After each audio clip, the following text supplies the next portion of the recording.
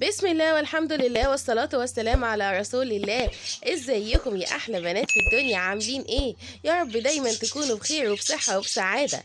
معاكم ريهام ابو زيد من قناة وصفات كراميلا، والنهاردة هنعمل مع بعض وصفتين في فيديو واحد. ايه هما يا ترى الوصفتين دول؟ هنعمل مع بعض بسكوت البرتقال وكمان بسكوت بجوز الهند. حاجة سهلة جدا وجميلة جدا، وكمان البسكوت زي ما انت شايفة معايا محافظ على رسمته وشكله لونه موحدين، وكمان هتلاقولك على كل اسراره انه يطلع ذهبي بالشكل ده، ما يطلعش لونه مبقع ولا يطلع لونه فاتح ولا مرطب، ومحافظ كمان على رسمته. يلا بينا نسمي ونصلي على رسول الله ونبدأ ونشوف وصفتنا هنبدأ ازاي ونقول كل المكونات. يلا بينا نشوف أول وصفة معانا، وهي بسكوت البرتقال. معايا 750 جرام من الدقيق، 250 جرام من سكر البودر، وكمان 500 جرام من الزبدة. وكمان اللي هيميز بسكوت البرتقال بتاعنا ان احنا هيبقى معانا معلقتين كبار من بشر البرتقال، معلقة كبيرة من التلج، وكمان معايا تلت كوباية من عصير البرتقال. يعني تقريبا دول برتقانتين بالظبط، عصير برتقانتين بالظبط، مش هنكتر عنه عشان ما يمررش. معايا كمان 3 بيضات بدرجة حرارة الغرفة، ومعايا ده الأسانس بتاع البرتقال ده. مش جايباه سائل، أنا جايباه بودر بيدي ريحة حلوة جدا جدا لبسكوت البرتقال بتاعنا. معايا 3 بيضات زي ما اتفقنا، وبحط عليهم معلقة صغيرة من الفانيليا السايلة، ولو عندك فانيليا برضه مفيش أي مشكلة. يلا بينا نبدأ بقى بالعجان. هننزل على طول بالزبدة بتاعتنا، هنبدأ نضربها كده شوية لحد بس ما تفك كده معايا ويبدأ لونها يفتح. خلاص، اول ما بحس بان هي بدأت تفك معايا واحدة واحدة، طبعا عايزاها بدرجة حرارة الغرفة لو انتي في فصل الشتاء، لكن لو في فصل الصيف يبقى هنحطها شوية في التلاجة. بنزل على طول بكمية السكر بتاعتي او مقدار السكر اللي معايا. والسكر ده بودر انا اللي بطحنه في البيت، ما بحبش اشتري مطحون من بره عشان بيبقى متضاف ليه نشا، وده ممكن يبوظ لنا في مقادير الوصفة بتاعتنا. زي ما شايفة معايا كده بدأ الخليط يبقى لونه ابيض خالص خالص. بنزل على طول بعصير البرتقال اللي احنا اتفقنا عليه. طبعا ده تقريبا كده برتقانتين، يعني عصير برتقانتين بس بيختفوا، وببدأ على طول اني انزل بالتلج وكمان بشر البرتقال.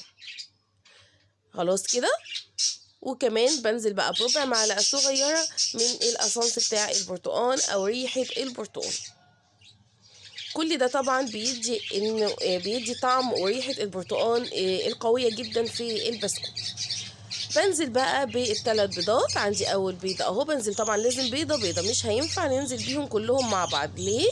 علشان الزبده ما تفصلش مني وتدخل معايا في مشاكل مش كويسه. فلا، احنا بننزل بيضه بيضه. اول ما البيضه الاولانيه بتختفي بنزل بالثانيه وكذلك الثالثه. بس كده خلصنا مرحلة العجين، وبعدين باخد بقى الخليط بتاعي الجميل ده وببدأ انزل بالدقيق. كمية الدقيق بتاعتي زي ما انت شايفة واحدة واحدة، بقلبها كده بالاسباتيولا او بايديا، لكن انا مش بعجن فيها علشان البسكوتة ما تعضمش معايا وتبقى مش ظريفة. طبعا احنا عارفين ان احنا البسكوت ده بنعمله بالكيس. يعني ايه بالكيس؟ يعني مش بالمكنه، مش هنضيفه او مش هنشكله بالمكنه، لا احنا هنشكله بالكيس بطريقه سهله جدا وبسيطه جدا. طبعا انت عارفه البلبله اللي انا بستخدمها او التب بتاعي اللي هو بتاع المشط، وده بيبقى متوفر عند اي حد من مستلزمات الحلويات. ببدأ أضيف العجينة في الكيس وأبدأ أشكل الصاج بتاعي بالطريقة دي. بسيب يعني مسافة بسيطة جدا بين كل بسكوتة والتانية. هو مش بيفرش الحمد لله ولا أي حاجة، ولكن احتياطي مش بنلزقهم في بعض. ببدأ أشكل كده معاكي واحدة واحدة البسكوت بتاعي، وعلى قد ما أقدر بخليهم كلهم نفس المقاس أو نفس الطول. خلاص. طيب لو انا مش هعرف اظبط ايدي اعمل ايه؟ ممكن اني اجيب ورقه واقصها على طول اللي انا محتاجاه، وابدا امشي بيها يعني كمقياس كده للبسكوتات بتاعتي علشان يبقى كلها طول بعض او الى حد ما يعني طول بعض. تعالي نتكلم مع بعض على التسويه شويه واحنا بنشكل كده. طبعا انا اول ما بدات اشغل البسكوت وانا بشغلت الفرن على طول على درجه حراره 200. بدخل الصاج بتاعي على درجه حراره 200، بيقعد معايا حوالي 8 دقايق بالظبط. اول ما بياخد لون من تحت كده وبص الاقي الاطار بس بتاع البسكوتيه بدا ياخد لون، ببدا اوطي النار عليه خالص لدرجه 160 علشان يديني اللون الحلو اللي مش مبقع، ويدي لون موحد من فوق كمان، ياخد نفس اللون وما بيبقاش مرطب معايا.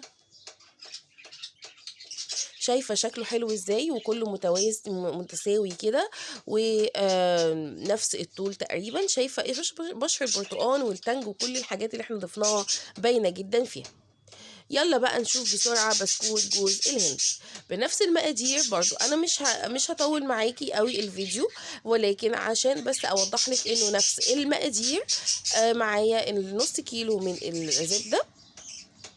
طبعا ممكن تستخدميها زبدة فرن او نستخدمها زبدة نيوزيلندي، وطبعا الافضل ان هي تبقى نيوزيلندي، ولكن لو مش متوفرة مفيش مشكلة خالص. زبدة فرن حلوة جدا وبرضو بتدي نتيجة هايلة. ببدأ أضيف بعد ما بتبدأ بس تفك معايا الزبدة، ببدأ أضيف 250 جرام من السكر البودر. وطبعا مهم جدا انه يبقى سكر بودر مش سكر العادي، عشان يبقى سهل جدا في ان هو يدوب مع الزبدة. اول ما بدأ ادوبه بالطريقة دي وببدأ الاقي ان لونه افتح واندمج مع الزبدة، واجي امسك كده جزء، بصي لونه بقى ابيض ازاي غير ما بدأنا خالص.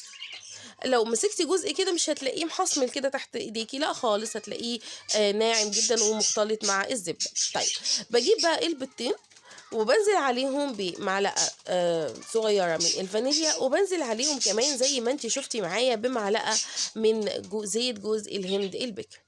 لو مش متوفر عندك مفيش مشكلة خالص، في حاجة اسمها أسانس جوز الهند حلو جدا برضو هيديكي نفس النتيجة. وكمان بنزل ب3 معالق كبار من جوز الهند الناعم، ومهم جدا انه يكون ناعم، مش حلو ان هو يبقى خشن علشان خاطر ما يبقاش واضح قوي وعامل زي القشر كده في وسط البسكوتة. الاضافة دي حلوة جدا.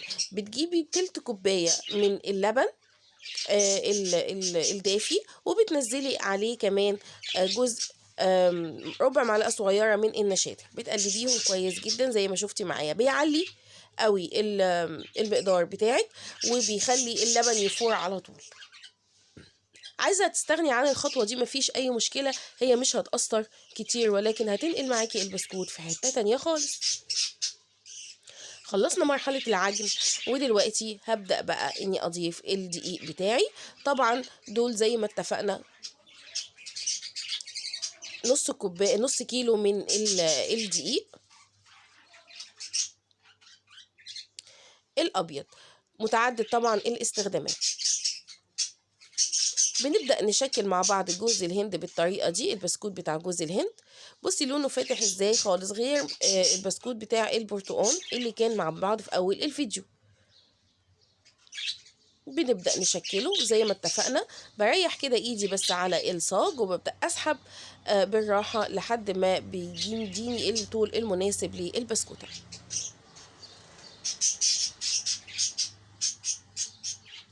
ببدأ زي ما اتفقنا مع بعض ان احنا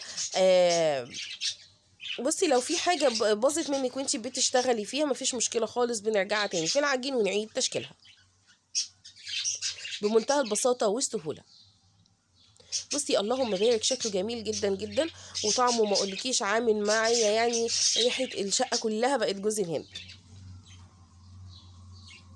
زي ما اتفقنا. ونفس طريقة السوا برضو بدخل الصاج على درجة حرارة 200. أول ما بيبدأ البسكوتة تلون من تحت ببدأ أوطي النار علشان ياخد اللون الموحد الجميل اللي انت شايفاه بالطريقة دي معايا. طلع معايا أحلى بسكوت في وصفتين سهلين جدا، وكل سنة وانتم طيبين.